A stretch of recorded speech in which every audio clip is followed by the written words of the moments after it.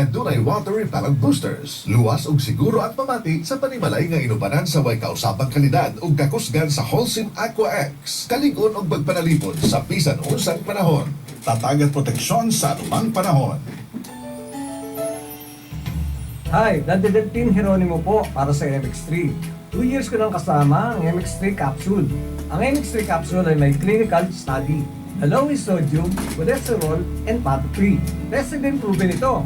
Mag-MX3 araw-araw. Tunay, natural, at original. Tulad ko. Mahalagang paalala, ang MX3 capsule ay hindi gamot at hindi dapat gamiting panggamot sa anumang uri ng sakit. Ipabilin nga tagsa ka metro ang gilayon sa tawo o ang gitawag nga social distancing aron malikayang matakdan sa COVID-19 o sa kapahinumdum gikan sa ACS Manufacturing, maker of smart dishwashing liquid. Para sa mga gagawa sa balay aron mo trabaho. Laban lang, laban lang. Adlaw-adlaw nga gisugalang kinabuhi para sa pamilya. Laban lang, laban lang. Para sa inyo ang panlabangan mo kalaban sa germs. Pride Anti-Bag. Dunay germ knockout action. Kills up to 99.9% of germs tested. Ginatanggal ang hugaw o mancha. Para sa pamilya, para sa kahiusog. Laban lang. Pride, ang labanang alimpyo mo kalaban sa germs. Pride, manufactured by ACS Manufacturing Corporation, ISO certified, world-class quality. ACS. Ako si Ramsey Tangkonsyan, usa ka architect. Nakahibalo ko nga dili gyud malikayan ang tensyon ug kakapoy sa trabaho. Pero dakong tabang ang akong pagtumar sa MX3 capsule. Napulo na katuig ron, sabay sa saktong pagkaon ug ehersisyo. Mura na og himan ang MX3 capsule sa akong kinabuhi nga nagapahimo kanako nga mas maayo pa nga architect ug mas maayo na bana sa akong asawa ug papa sa akong mga anak. Mahalagang paalala, ang MX3 capsule ay hindi gamot at hindi dapat gamiting panggamot sa anumang uri ng sakit. Mahal, huwag naman sana mahinto sa pag-aaral ang mga bata. Oo, gagawan natin ng paraan yan. Nay, tay, gagapay ninyo ako dyan. Senator Win Gatchalian! Alam kong malaking bagay na masuportahan ang pag-aaral ng inyong mga anak. Kaya naman pinursige natin na makapaglaan ng 300 milyong pisong budget bilang tulong pinansyal sa mga mag-aaral. Salamat sa tulong niyo, Senator Win! Tandaan, pag-edukasyon ng kabataan ay binigyan ng importansya. Win tayong lahat! Paalaala mula kay Senator Win Gatchalian. Ito ang DXDR 981 sa Dipolog City. Basta balita at serbisyo publiko. Tatak RMN. Fátima dolorosa, mostraste el fuego infernal, pidiendo para salvarnos un corazón veneral. Ave María, Ave María, Ave María, Ave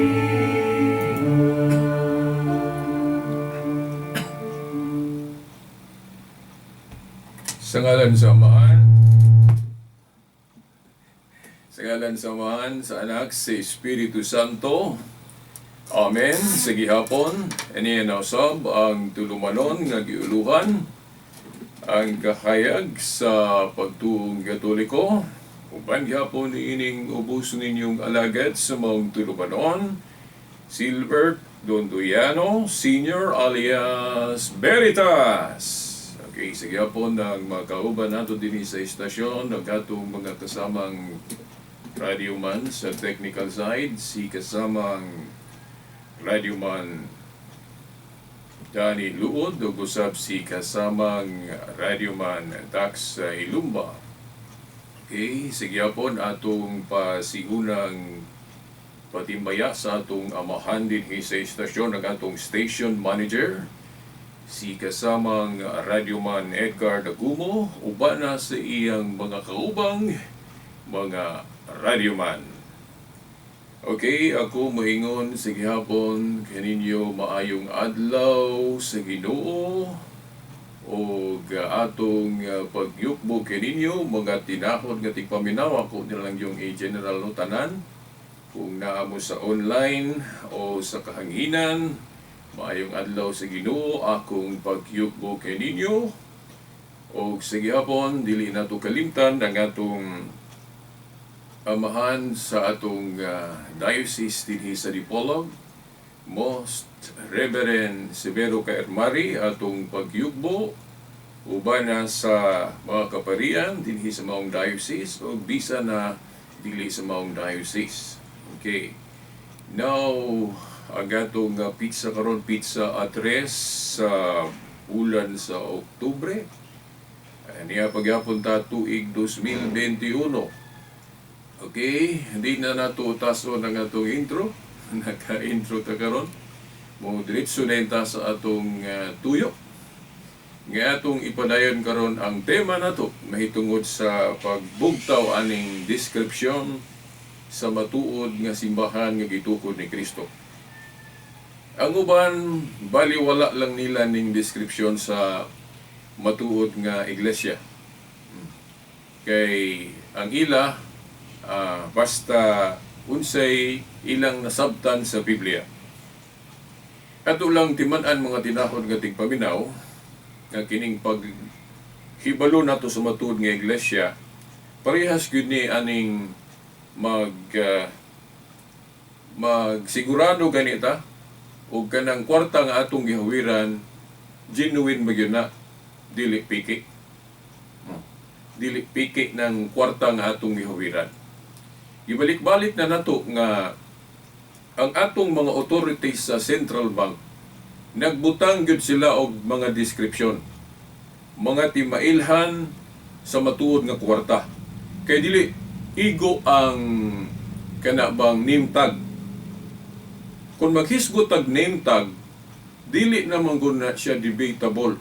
Wala ba tay lalis ba basta name tag mo'y atong hisgutan. Kay lagi ang uban himuon nilang barometro nga ang matuod nga iglesia kanang gadala-dala sa ngalan sa Dios o gadala-dala sa ngalan nga mabasa sa Biblia. Okay. Pananglit lagi kanang grupo ni Eliseo Soriano, peace be upon him, no, atong gitahod no ni Taliwa na. Okay. Ang iyang grupo gitawag lagi niya og Church of God. Church of God International. Now, nganong gigamit man ang ngalan sa Dios nga kung atong susihon ang historical evidence, dili man si Kristo mo'y gasugod, gatukod ana, no? So, kung magtug-an lang utas tinuod, dili unta ang ihingalan ana iglesia sa Dios. Nga naman kay dili man si Kristo, dili man ang Dios mo'y gasugod o gatukod ana nga pundok. Atong kitaan sa historical evidence ang nagsugod anang grupuha, no? Niadto na ilana sa kanabang katawagan nga ang dating daan o ADD. Pero later on, sa akong nahibawan, agi gali nag mga lain-lain nga paghingalan.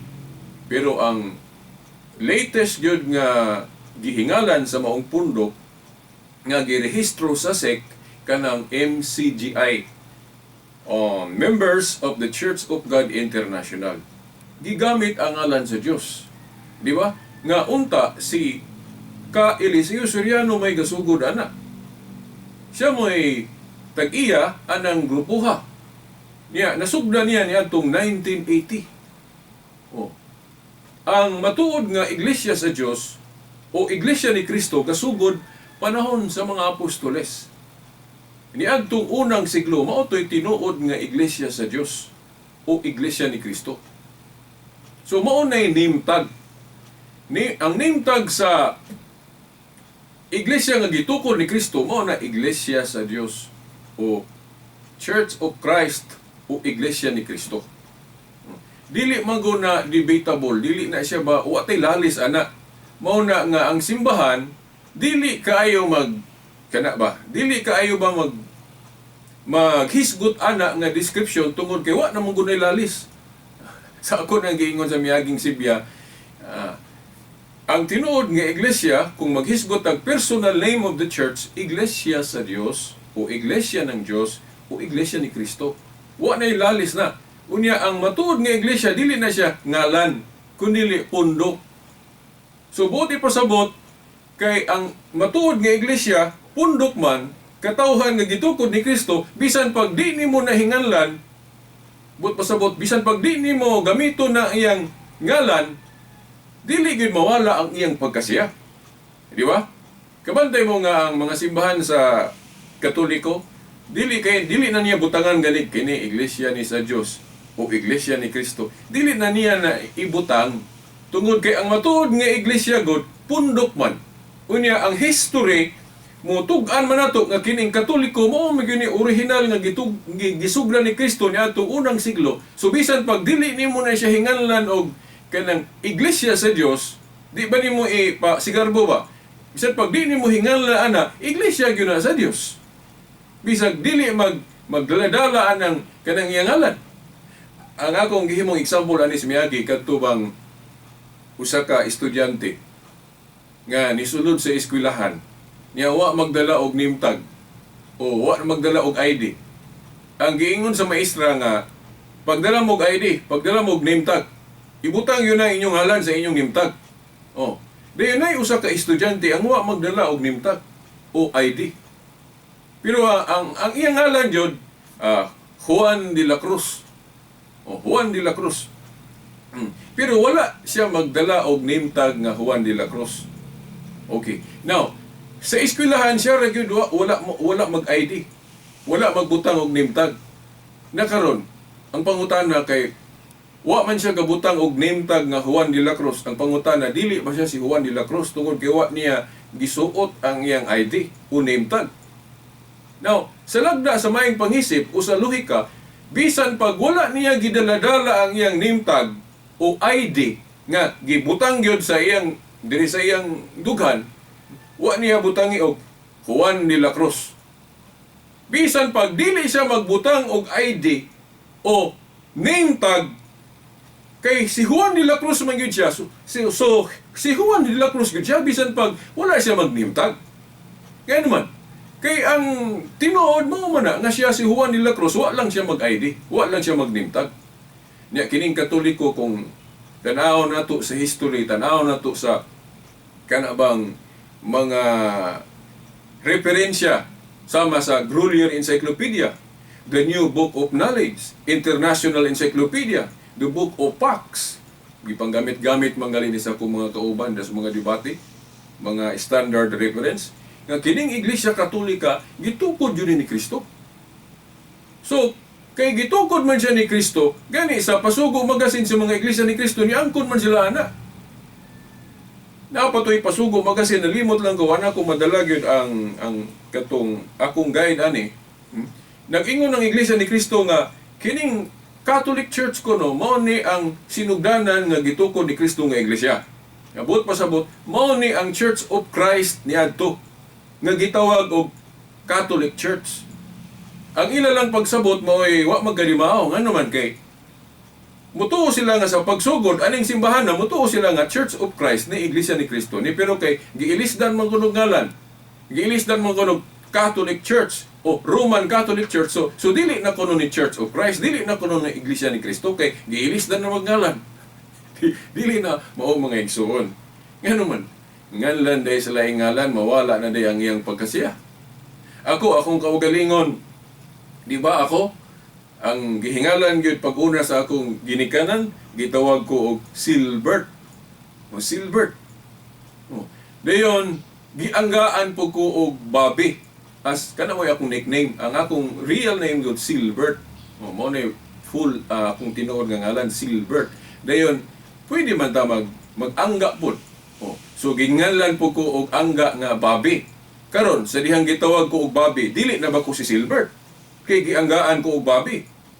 Dili na mahimo. Kay bisan pag gitawag ko og Bobby, si Silbert gyud ko. Dayon pagkadako ang yun nako, pagkadako na yun nako nga mahilig nako og butyag aning ingon ani kamatuoran, nag-call sign na po ko og Veritas. Oh. Sa dihang gitawag nako og Veritas, dili na ba ko si Silbert kay gitawag ko og Veritas? Wrong. Dili. Ang gitawag og Veritas, si Silbert ramang gihapon, sumaw na nga bisan pag hinganlan nako, tawgon nako ninyo og Veritas, dili mawala ang akong pagka-Silbert. Mao na ang matuod nga Iglesia ni Kristo po. So, dapat nga ang mga Iglesia ni Kristo ni Felix Manalo muangkon sila nga kining grupo nga Katoliko mao gyud ang gisugdan ni Kristo nga iglesia sa ato pa sa sinugdanan Church of Christ o Iglesia ni Kristo gyud ni bisan pag gitawag na siya og Roman Catholic Church usa ra gyud ang iglesia ha. Kay dili man ang ngalan mo ay makapa-invalidate sa usa ka pundok nga moingon ka nga dili na natukod ni Kristo kay gitawag na sa laing ngalan, dili na mao. Di ba? Oh. So, bisan pag ang Katoliko dili magwara-waraan ng Church of God o Iglesia ni Kristo ning grupo ha, di gana malalis nga history will show us nga iglesia sa Dios gini. Na manggali mga libro sa Katoliko nga ihisgutan po ng personal name of the church, di ba? Para sa atong sinulat og usa ka pari nga si Francis Bicasili. Di ba? Nga ang Church of nga kanang Universal o Catholic Church giingon niya nga Church of Christ ni kay si Kristo may gatukod ani. Oh. Pero ngano karon diya sa mga references nganong Roman Catholic Church nang ibutang. Tungod kay para sa lugon ni aning kinibang pagtawag ni Pedro sa sinugdanan gyud ang description ni Pedro dili man na Pedro, Simon, di ba? Simon gyud ang iyang unang description. Pero sa dihang gihinganlan na siya og Pedro, sa Pedro na po siya nga description o pangalan siya na ila. Nakuha ninyo ang point mga igsoon, napilain, si Saul. Oh. Si Saul, sa dihang gihinganlan na siya sa Ginoo og Pablo, so kanang ikaduha niya nga description nga Pablo, diha na po siya na ila. Mao ni ang nahitabo sa matuod nga iglesia sa Dios o Church of Christ o Iglesia ni Kristo. Kay later on, tungod po kay nag-ingon man si Jeremias nga butangan kunog mga description o mga ilhanan ang dalan. Kinsa man ang dalan diri sa New Covenant? Ang dalan personal si Jesus Christ, di ba? Si Kristo mao ang dalan paingon samahan. Dayon, ang iglesia nga iyang gitukod, matud pa ni Pablo gitawag man og lawas ni Kristo. Lawas ni Kristo ang iglesia o simbahan sa ato pa kung si Kristo mao ang dalan, ang iglesia dalan pod kay lawas gud ni Kristo. Nga buti pasabot nga kita moduol gud ni Kristo. Unya kay ang iyang iglesia gitawag man niya og iyang lawas, so buti pasabot sundon po nato ang iyang simbahan. Kay lawas gud niya. Di ba? Ingon ngali siya sa Lucas 10:16, ang naminaw ninyo akong simbahan. Ako lang gi-paraphrase para diretso masabtan. Ang naminaw ninyo naminaw nako. Ang wala maminaw ninyo, wasab minaw nako. Ngano man? Ngano man nga kung ang simbahan mo sulti mo, murarag si Kristo mo'y nagsulti. Kaya ang iyang simbahan, himo niyang instrumento. Gitawag niya iyang lawas, matud pa ni Pablo, lawas ni Kristo ang simbahan para mutuo ta sa iyang simbahan. Nga, di na kinahanglang panaugon pa nato si Kristo nga mao gyud mo istorya o siya atong tuhuan. Kaya ang iyang simbahan, gigamit man niya sa pagpanudlo, mao na nga mutuo ta sa simbahan. Mao na nga, di na, muingon pa ka nga, Ginoo, naog, rugod, alidri, ikaw mo'y sugo na mo ayaw ng simbahan, dili na ka mo hingunan na. Kaya ang Ginoo, nagamit na sa iyang simbahan sa pagpanudlo. Una, mga apostoles. Di ba? Itong iyang gipanawag na sa pananglitan na, Juan 20, 19 hangtod sa 23. Juan 20:19 hangtod sa 23.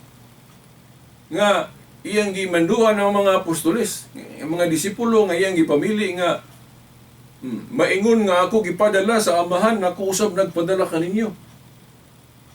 So, muna katong gitawag na to ba og magisterium. No nga gikan sa pulong Latin nga magister, bot pasabot teacher. So, mga teacher ang mga apostoles muna, magisterium, grupo sa mga teacher ni Kristo. So, mauna nga mutuo ta sa grupo sa mga apostoles kay sila man mao gihimong instrumento sa pagpanudlo diri sa yuta. Maunang di na kinahanglan panaugon pa nato ang Ginoo. Di ba? Oh. Unya karon kay kining maong mga authorities, kining maong mga apostoles nga ang mga sumusunod mga obispo kung tanawon nato ang history, gabutang man sila description sa name tag sa iglesia nga iglesia sa Dios o iglesia ni Kristo. Gibutangan nila name tag. O gibutangan nila description sama sa mga authorities sa Central Bank, nagibutangan nila description. Nganong gibutangan og description para dili ta mapiki. Unya, kana ra ba mga description nga gibutang sa Central Bank, yung dili na nila ipaklaro. Nganong dili nila ipaklaro mo, nganong sihagon pa man nimo para lisod awaton. Mao po na, nakaroon mga igsoon, wala ba mo kabantay?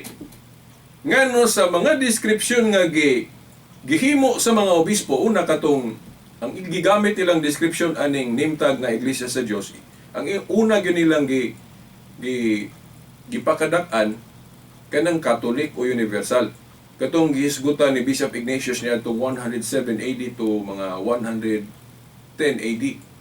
Ang tinun-an ni San Juan nga si Bishop Ignatius, siya may unang kanabang nakita sa history nga sa iyang sulat, unang nakita ng pagtawag-tawag o Catholic sa iglesia sa Dios. Ano man kay ang iglesia God sa Ginoo diri sa New Covenant, pangtibuok kalibutan man. Di ba? Pangtibuok kalibutan. Nagali na sa Roma Kapitulo 1, versikulo 6 hangtod sa 8, nga ang iglesia kuno nga naabot sa Roma, ang pagtuo nga Kristohanon nga naabot sa Roma, milukop. Sa ito pa, milukop dali, mi universal o mi katoliko ang pagtuo. Kumikailap. Mauna nga si Bishop Ignatius, wa magsayo, nga iyang gitawag og Catholic, ang iglesia nga gitukod ni Kristo, kay mauna ang nature sa iglesia, mulukop. Sakupon ang tanan.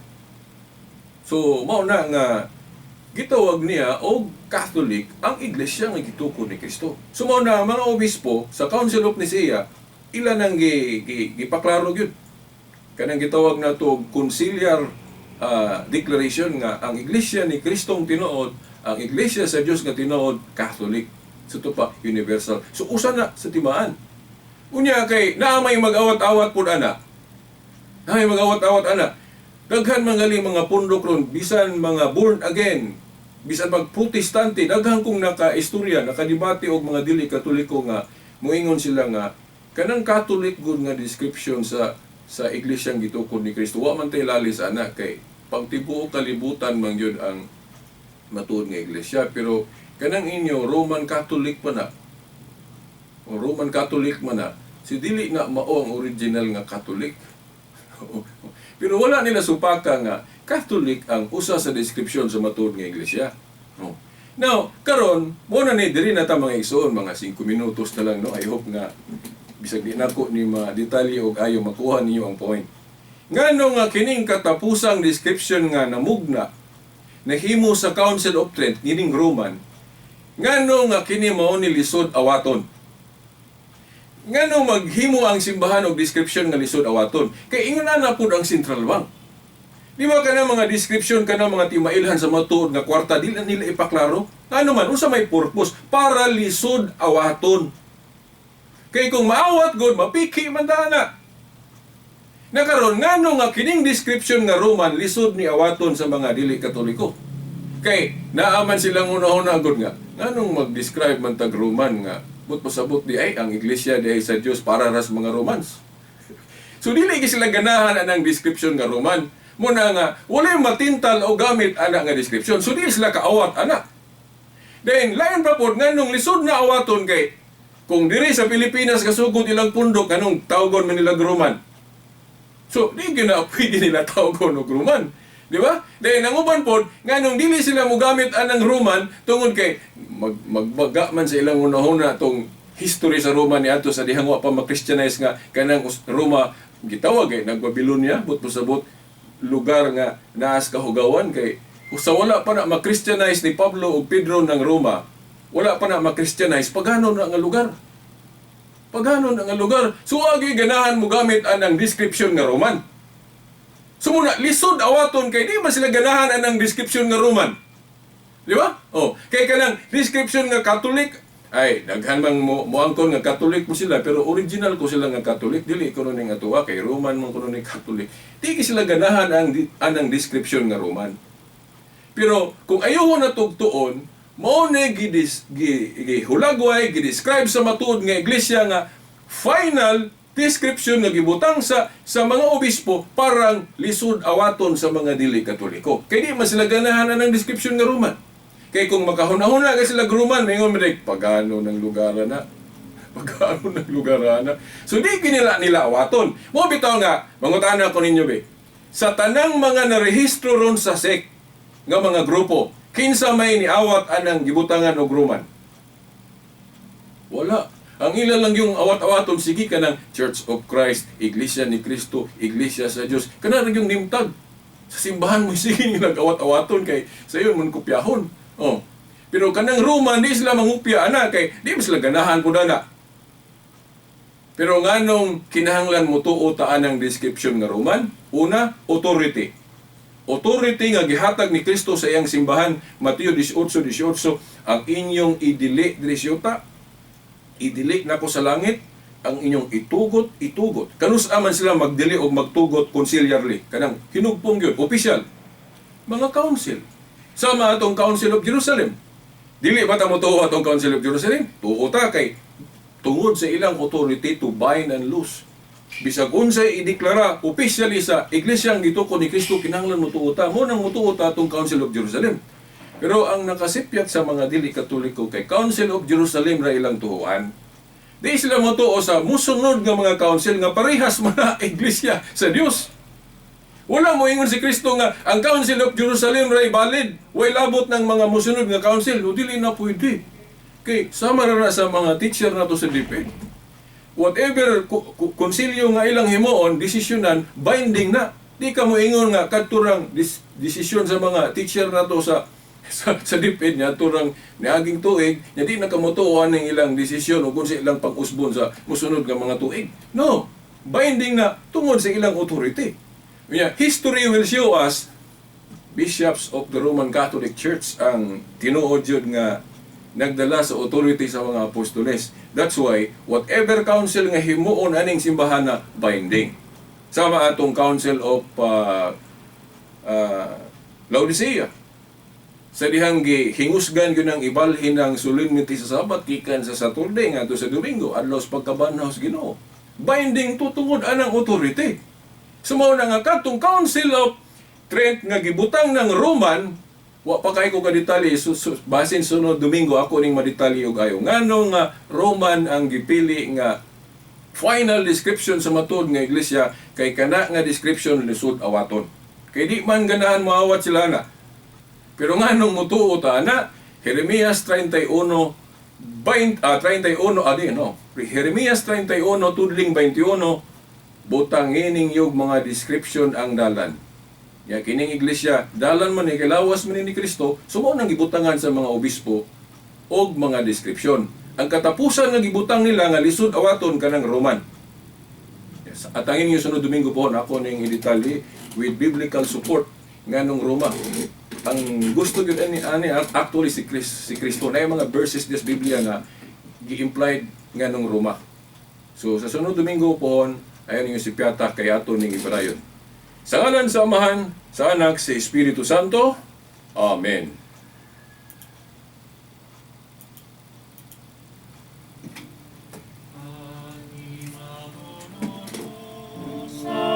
Mostraste el fuego infernal, pidiendo para salvarnos un corazón veneral. Ave María, Ave María, Ave María,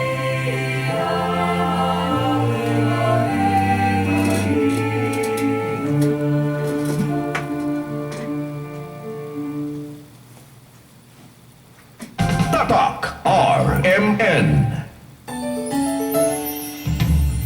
Edita Domisilio po, usa ka teacher. Ang mamahimong maestra, usa ka dakong garbo. Modelo ta sa mga mata sa mga kabataan. Dili lang sa mga leksyon, kundi pati natug sa kung giunsa nato pag-atiman ng atong panglawas. Maong dapat ihinsog ta permi, pinaagi sa pagkaon o masustansyadong pagkaon o kanunayong pag-ehersisyo. Ngayon pagkog MX3, low sodium cholesterol.